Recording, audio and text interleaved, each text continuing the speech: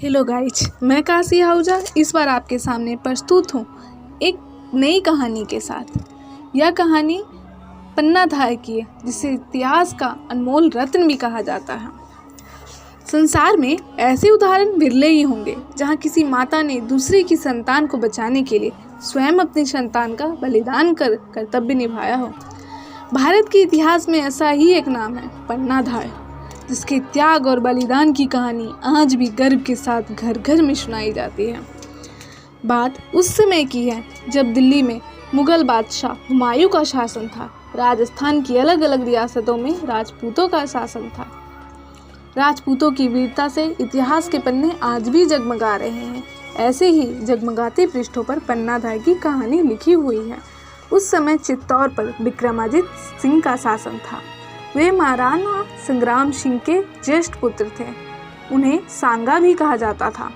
महाराणा सांगा की वीरता से भला कौन परिचित ना होगा, लेकिन उनका पुत्र विक्रमादित्य सिंह अपने पिता के गुणों से बिल्कुल विपरीत था। वह अय्याश तबीयत का था। वह व्यवहार स्वभाव क्रम से अत्याचारी था। उसके अत्याचारों और अन्यायपूर्ण कार्यों से लोग बहुत दुखी थे। उसे सेना का संगठन करना भी ना आता था। उल्टा उसने सैनिकों को परेशान कर रखा था, जिससे सेना भी उसके विरुद्ध हो गए थे। जब उसका विरोध बहुत अधिक बढ़ गया तो उसे गद्दी से उतार दिया गया। अब समस्या यह थी कि राज्य का शासनभार कौन संभाले। राणा संग्राम सिंह का छोटा बेटा उदय सिंह अभी बहुत छोटा था। उसे गद्दी पर नहीं बिठाया जा सकता था। इसलिए वह तय हुआ कि जब तक उदय सिंह बड़ा नहीं होता, राजकाज चाचा बनवीर संभाले। बनवीर वास्तविक चाचा न था, किंतु वह संग्राम सिंह के दरबार में बहुत दिनों से था। बालक उदय सिंह की माता का देहांत हो जाने के कारण उसकी देखरेख पन्ना नामक एक धाय किया करती थी। वह बहुत पवित्र आचरण वाली बहादुर महिला थी। पन्ना स्वभाव से अत्यंत मधुर और कोमल थी। उसकी नसों में वीरता का रक्त भी प्रवाहित था। उसका एक पुत्र था, बप्पा। बप्पा देखने में बहुत सुंदर था। उससे उदय सिंह की गहरी मित्रता थी। दोनों लगभग एक ही उम्र के थे। दिन भर दोनों साथ साथ खेलते थे। कई बार तो ऐसे खेल भी खेलते कि उदय सिंह नौकर बन जाता और बप्पा महाराणा। दोनों खूब खुश होकर खेलते। पन्ना उसे इस तरह मगन होकर खेलते देखती तो मन ही मन फूले ना समाती। वह उन दिनों की कल्पना करने लगती जब उदय सिंह युद्ध भूमि में जाएगा और बप्पा उसका अंगरक्षक बनकर उसके साथ रहेगा। उसने बालक उदय सिंह को सदैव चित्तौड़ के भावी राणा के रूप में देखा। वह उसे वीरता भरी अनेक कहानियां सुनाती तथा उसका साहस बढ़ाती। उधर बनवीर राज्य का शासन ठीक से चला रहा था। उसने शासन के सारे दांवपेच सीख लिए थे। वह सोचने लगा कि क्यों ना वही चित्तौड़ का राजा बन जाए। आखिर उसमें कमी ही किस बात की है, बस रास्ते के 2 कांटे ही तो साफ करने होंगे। यह सोचते ही उसकी आंखों के सामने दोनों कांटों की सूरतें उभर आई। एक थी विक्रमादित्य सिंह की थी और दूसरी उदय सिंह की। उसने मन ही मन उन दोनों की हत्या करने का निश्चय किया। एक दिन मौका पाकर बनवीर ने तलवार उठाई और सीधे विक्रमादित्य सिंह के कमरे में जाकर उसके 2 टुकड़े कर दिए। विक्रमादित्य सिंह का नौकर उसके इस कार्य को देख रहा था। उसने पल भर में ही बनवीर की नीयत समझ ली। वह तुरंत वहां से भागकर सीधे पन्ना के पास आया। पन्ना कुंवर उदय सिंह के कमरे में सो रहे थे। उसने विक्रमादित्य सिंह की हत्या का समाचार सुनाते हुए कहा, लगता है उस नीच के मन में राज्य हड़पने की बात आ गई है। उसने कांटा तो साफ कर दिया है, अब हो सकता है उदय सिंह पर भी। श्श कहते हुए पन्ना ने उसके मुंह पर हाथ रख दिया। ऐसे अब सुकून भरे शब्द मत बोलो। लेकिन अब क्या करना है यह बताओ। बताती हूँ। चित्तौड़ के राजवंश पर मैं आँच नहीं आने दूंगी। जब तक पन्नाधाय जिंदा है, उदय सिंह पर कोई आंख नहीं उठा सकता। पर जो कुछ करना है जल्दी करो, समय बहुत कम है, वह बोली। सोचते हुए पन्ना ने कहा, तुम उदय सिंह को उठाओ और एक टोकरी में छुपाकर फौरन नदी के उस पार ले जाओ। वहाँ मेरा इंतजार करना, मैं इधर सब संभाल लूँगी। यह कहकर उसने उदय सिंह को अपने बेटे की पोशाक और टोपी पहना दी।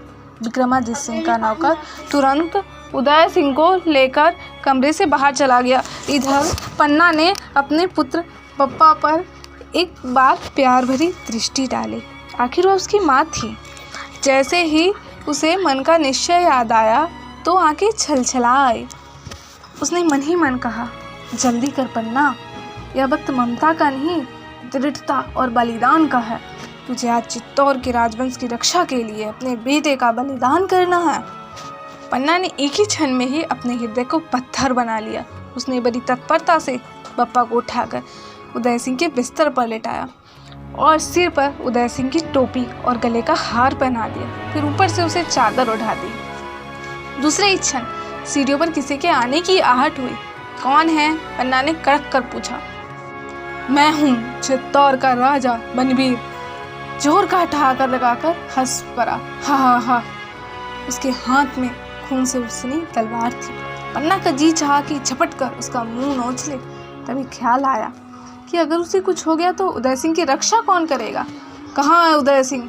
बनवीर ने दहाड़ते हुए पूछा। बेटी की ममता और कर्तव्य की तराजू पर बैठी पन्ना एक शब्द भी ना बोल सके। फटी फटी आंखों से बनवीर को देखते हुए उसने उंगली से इशारा कर दिया। बनवीर झपटा, तलवार चली, एक नन्ही चीख निकली और सब कुछ ठंडा हो गया। दीवार की ओर मुंह किए पन्ना बिकल होकर रो रही थी। पन्ना काफ़ी देर तक रोती रही। फिर उसने बप्पा को कपड़े में लपेटा और महल से बाहर आ गई। पन्ना ने नदी के किनारे पहुंचकर बप्पा की लाश को पानी में बहा दिया और उदय सिंह की रक्षा के लिए नदी के उस पार गए। उस समय उसके मन में अपने पुत्र के बलिदान का दुख न था, बल्कि उदय सिंह की रक्षा का दृढ़ संकल्प था। वह उदय सिंह को लेकर रातों रात चित्तौड़ की सीमा से बाहर चले गए।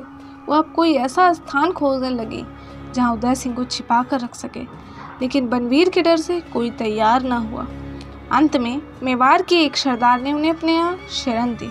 कुछ दिनों बाद जब उदय सिंह बड़े हो गए तो लोगों को पता लगा कि सभी राणा संग्राम सिंह का वंश जीवित है। वे उन्हें बहुत सम्मान के साथ चित्तौड़ लाए और सिंहासन पर बिठाया। पन्ना यह देखकर अपने को धन्य समझने लगी।